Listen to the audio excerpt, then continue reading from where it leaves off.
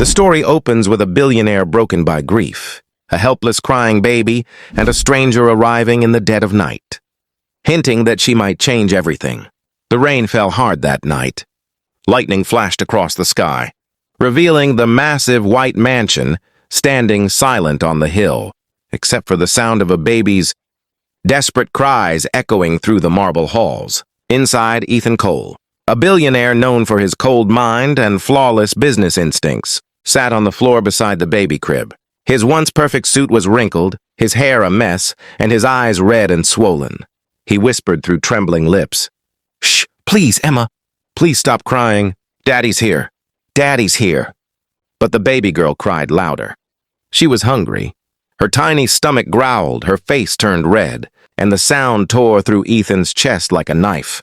For the first time in his life, money meant nothing. He could buy private jets, but not sleep. He could own 10 companies, but not feed his daughter.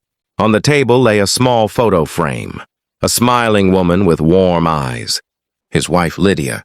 She'd died just 3 days ago after giving birth. Ethan stared at her picture, his voice cracking. "You promised me you'd be fine, Lydia. You promised." He slammed his fist against the floor, breaking down completely. He didn't know how to change a diaper, how to hold a bottle, how to be a father. Lydia always did everything. Now she was gone. He had hired 10 nannies since the funeral. None lasted more than a day. They couldn't handle his temper or the baby's endless crying. Now he was alone, the mighty billionaire crying in a dark nursery. Just then, the doorbell rang. Ethan didn't move at first. He didn't expect anyone, not at 2 a.m. But the bell rang again, longer this time. He walked slowly to the door, his footsteps echoing in the empty hall.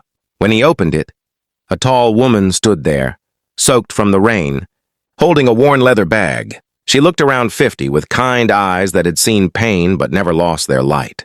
"Mr. Cole?" she asked softly. "I'm Angela, from the agency. They said you needed a maid." Ethan frowned.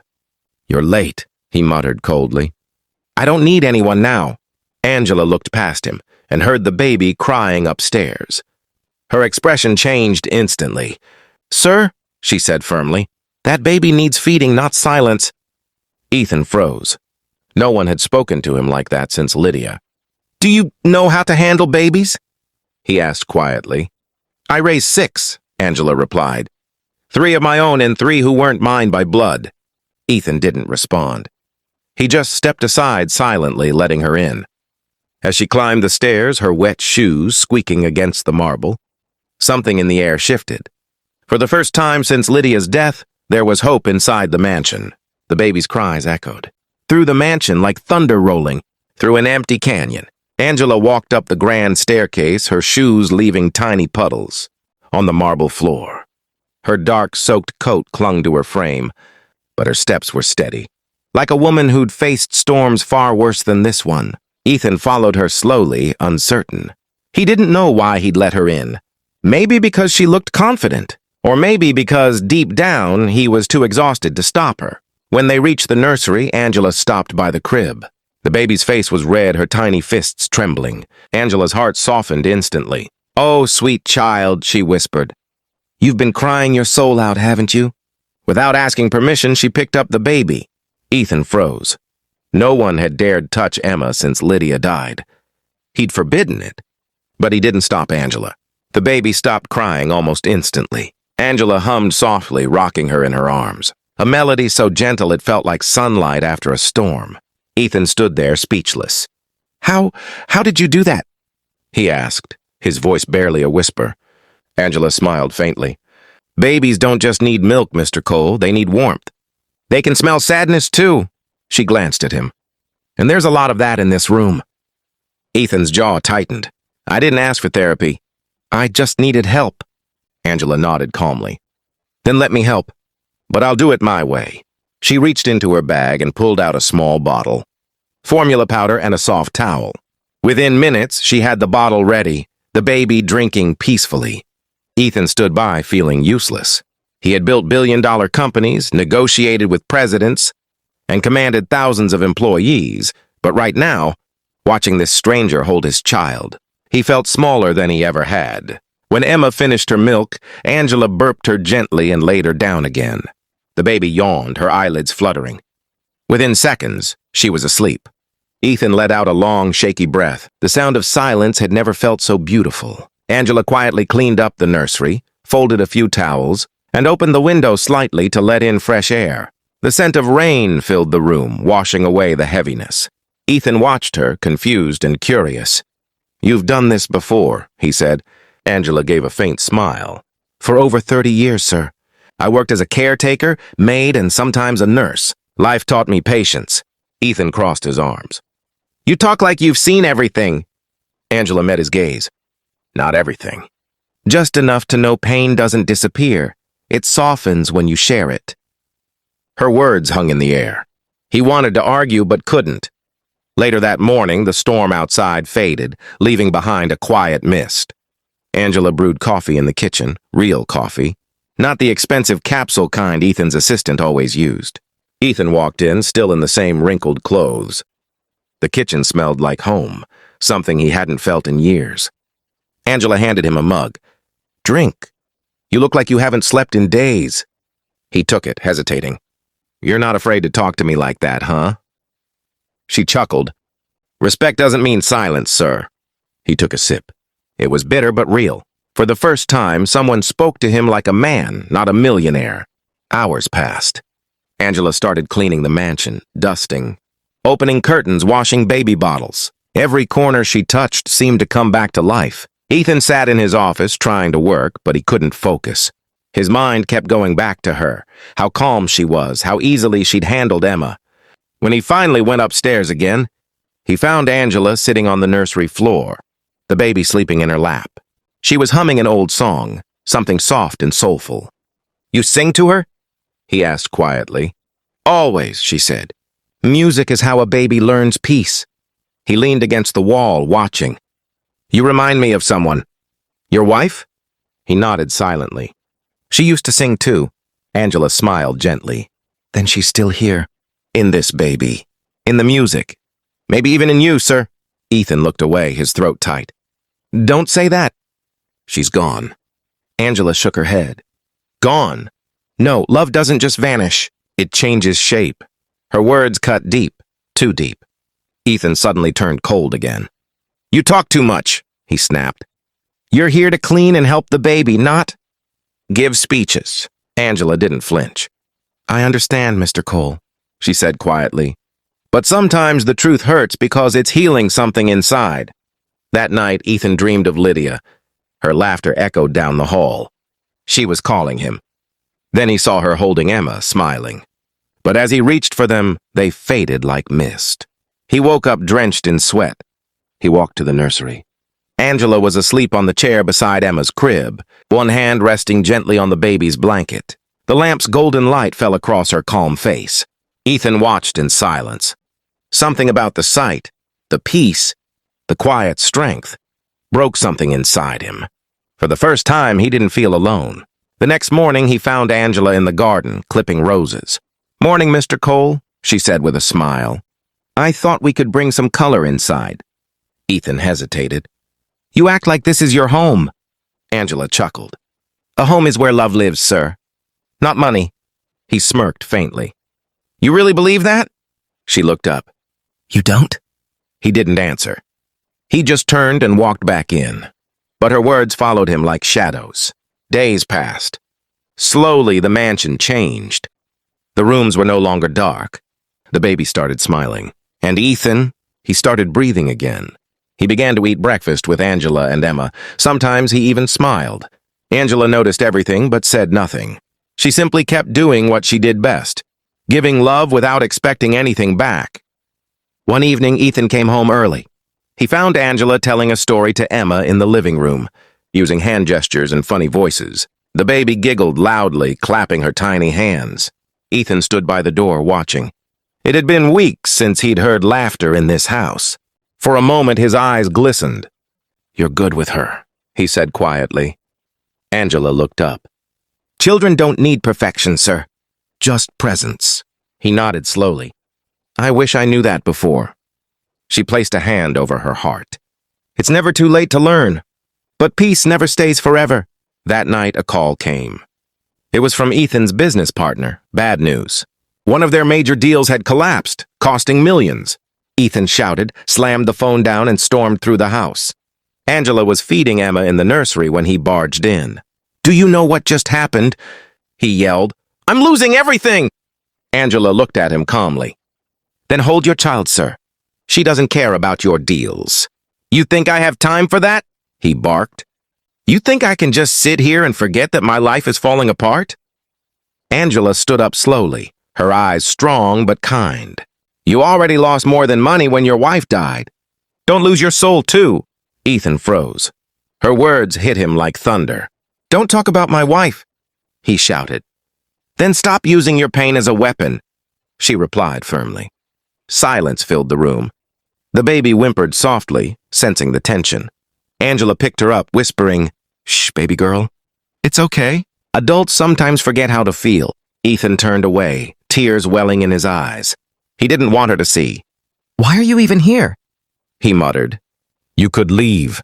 "I'm not worth saving." Angela looked at him, her voice breaking softly. "Because someone once saved me when I didn't think I was worth saving either." That stopped him. He looked at her, really looked at her for the first time. "Who saved you?" he asked quietly. Angela smiled sadly. "A woman named Grace. She took me in when I was lost, fed me, taught me to care. She told me that healing someone else's pain is how you heal your own." Ethan's anger faded. All that was left was exhaustion, and something like respect. Hours later, after putting Emma to sleep, Ethan went downstairs. He found Angela sitting by the fireplace reading an old Bible with a cup of tea. He sat across from her silently. For a long time, neither spoke. Finally, he said, "You were right. I've been angry. At God, at Lydia, at everyone." Angela looked up. "It's okay to be angry. It means you love deeply," he sighed. "But I don't know how to be a father. I never saw one growing up. My dad left before I was born." Angela closed her book gently. "Then you have a chance to be the father you never had." He stared at her, lost in thought. Something inside him began to shift. For the first time, he didn't feel like a man drowning. He felt like someone learning how to swim. That night, as he stood by Emma's crib, she woke up and reached for him. He hesitated, then picked her up awkwardly. She smiled, touching his face with her tiny hands. He laughed softly, tears falling freely this time. "Hey, baby girl." "I'm here." "Daddy's here." From the doorway, Angela watched. Quietly, her eyes warm with pride. In that moment, she knew the house was no longer cold. The next morning, the sun broke through the clouds. Ethan walked into the kitchen and said something unexpected. "Angela, you're not just the maid anymore. You're family." Angela smiled, tears filling her eyes. "Then let's take care of this family together, sir." Ethan nodded, a small but genuine smile spreading across his face. For the first time since Lydia's death, life had returned to the mansion. The days grew warmer, and so did the mansion.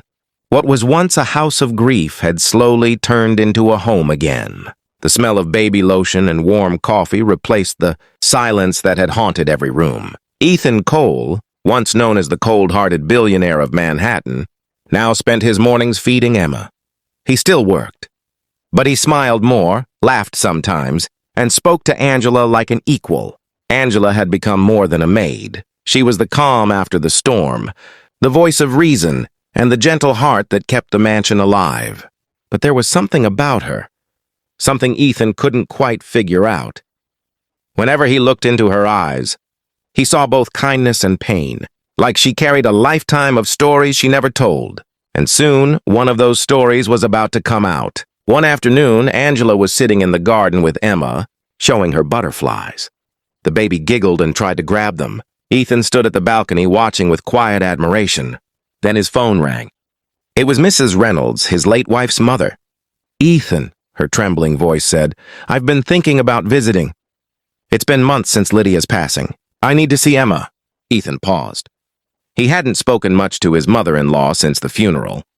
"Of course," he said softly. "Come any time." "Tomorrow," she said quickly. "I'll bring some things of Lydia's I found in storage." When he hung up, something in his chest tightened. Tomorrow the past would walk through his doors again. The next day, the front gates opened and Mrs. Reynolds' car pulled up. She stepped out, elegant, grieving, and sharp-eyed as ever. Angela greeted her politely. "Good afternoon, ma'am." Mrs. Reynolds looked at her curiously. "You must be the new maid." Angela smiled faintly. "Yes, ma'am. My name is Angela." The older woman tilted her head. "Angela, have we met before?" Angela froze for a split second, then shook her head. "I don't believe so, ma'am." But something flickered behind her eyes, something she quickly hid. Inside the living room, Mrs. Reynolds held baby Emma close, tears streaming down her cheeks. "She has Lydia's eyes," she whispered. Ethan stood beside her quietly, unsure what to say. Angela served tea, her hands steady though her heart wasn't. When Mrs. Reynolds looked at her again, she frowned. "You remind me of someone from years ago." Angela simply smiled and stepped back. "Perhaps I just have one of those faces." Later that night, Ethan sat by the fireplace with a glass of wine. Angela entered quietly, folding baby blankets. "She recognized you," he said suddenly. Angela stopped. "Excuse me? My mother-in-law. She said you looked familiar." "Many people say that, sir." He narrowed his eyes. "No, it's more than that." "Who are you, really, Angela?" Angela sighed softly. "I'm exactly who I said I am. A maid, a caretaker, a woman trying to make a difference." But Ethan could sense a storm beneath her calm. He wanted to ask more, but Emma started crying upstairs, and Angela went to her before he could continue. The next morning, Ethan was in his study when Mrs. Reynolds knocked. "Ethan, I found something for you," she said, handing him an old photo album. He opened it. Pictures of Lydia from her college days. Then he froze. In one photo, Lydia was standing beside a smiling woman in a nurse's uniform. A younger Angela. He looked up sharply. "Who is this?" he asked. Mrs. Reynolds squinted. "Oh, that's Angela Moore, Lydia's old caretaker from the foster program she used to volunteer with. She loved that woman dearly. They lost contact years ago." Ethan's heart pounded. He whispered, "Angela Moore?" Mrs. Reynolds nodded. "Why? Do you know her?" But Ethan didn't answer. He stood abruptly and went searching for Angela. He found her in the nursery, humming to Emma, just like always. "Angela," he said firmly, "we need to talk." She turned, sensing the shift in his tone. "What is it, sir?" He held up the photo. "You lied to me. You knew my wife." Angela's face went pale. She sat down slowly, tears already forming. "I didn't mean to lie," she said softly. "I just didn't want to make things harder for you." "You knew Lydia?" he repeated, his voice cracking. "All this time?" Angela nodded slowly. "Yes, I knew her when she was just a girl. I worked at the orphanage where she volunteered every week. She used to bring food, toys, and books for the children. She was light in that dark place." Ethan's throat tightened. "And you never told me?" "Because you were drowning. Ethan, you needed someone to care for you. Not another ghost from your past. I didn't want to come here as her memory. I came as a helping hand." He turned away, emotions twisting inside him. "So she knew you?" Angela smiled faintly through tears. "She didn't just know me. She saved me. I was lost back then, widowed young, struggling to survive. Lydia found me, gave me work, treated me like family. When she died, I saw the news. I knew I had to help the man she loved and the baby she left behind." She paused, voice trembling. "Coming here wasn't a job, Ethan. It was a promise." Ethan sat down heavily, his mind spinning. "All this time, you were the last link to her. And I didn't even know." Angela wiped her tears. "Sometimes the best way to honor the dead is to keep the living alive." He looked at her, really looked, and for the first time, he saw Lydia's kindness reflected in Angela's strength. "She'd be proud of you," he whispered. Angela smiled weakly. "No, sir." "She'd be proud of you. You've come farther than you think." For a long moment, they sat in silence, grief and gratitude swirling like light and shadow. But peace was short-lived. That night, while Angela was putting Emma to bed, she suddenly collapsed. The bottle slipped from her hand, shattering on the floor. Ethan rushed in. "Angela, what's wrong?" She clutched her chest, gasping for air. I'm fine," she whispered. But she wasn't. He carried her to the couch, trembling. "Stay with me. I'll call an ambulance." She shook her head weakly. No hospitals, please. Angela, you need help! She looked up at him with tears. It's too late for that, Ethan. I've known for months. My heart, it's failing. He froze. You knew? She nodded slowly. That's why I came. I wanted to make sure Emma had love before I... go. Ethan broke down, shaking his head. No, you can't leave us. Not now. She smiled faintly, her hand brushing his cheek. Everyone leaves someday, sir. But love stays. In her final days, Ethan refused to let her lift a finger. He hired nurses, but Angela still insisted on seeing Emma every morning. She'd hold her close, whispering, You're going to change the world, little one. One evening, Angela called Ethan to the nursery. The sunset painted the room in gold and red. Promise me something, she said softly. Anything? Raise her like her mother would have. With kindness, not money. Teach her to see people's hearts, not their color or titles. Ethan's eyes filled with tears. I promise. She smiled, her voice fading. Then my job here is done. Angela passed peacefully that night, with Emma's tiny hand wrapped around her finger. The mansion bloomed again, full of laughter, warmth, and life.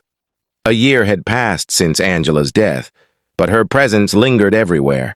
Ethan built a new foundation in her name, the Angela Moore Foundation for Children and Mothers, to support orphaned families across America. Every morning he'd take Emma to the garden where Angela used to sing.